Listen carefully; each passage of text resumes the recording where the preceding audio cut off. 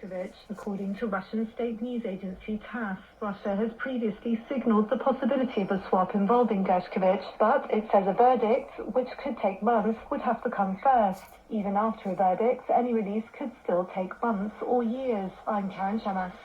Israeli Prime Minister Benjamin Netanyahu made a surprise visit to troops in southern Gaza days before his speech to the U.S. Congress.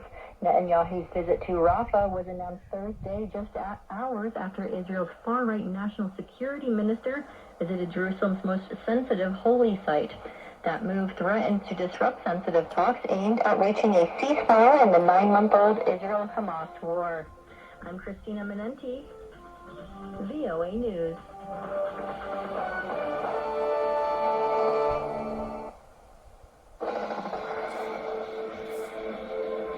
This is Africa News Tonight on the Voice of America.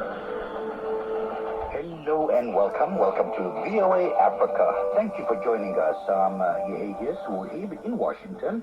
Here's what's coming up on Africa News Tonight. Today we find that we in South Africa are very diverse.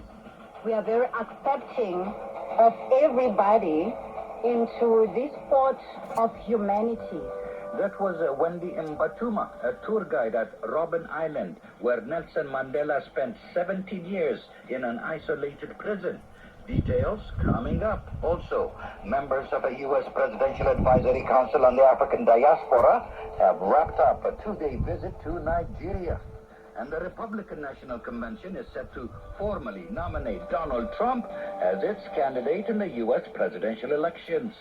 These stories and more on African News Tonight.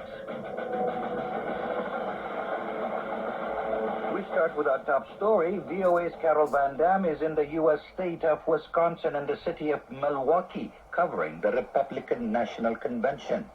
I first asked her about the highlights from the speech delivered last night by the vice presidential running mate of Donald Trump, J.D. Vance. Well, as expected, Mr. Vance spoke about his personal story growing up very poor in a poverty-stricken area of what we call Appalachia, and it covers about a 3-state area, but it's in South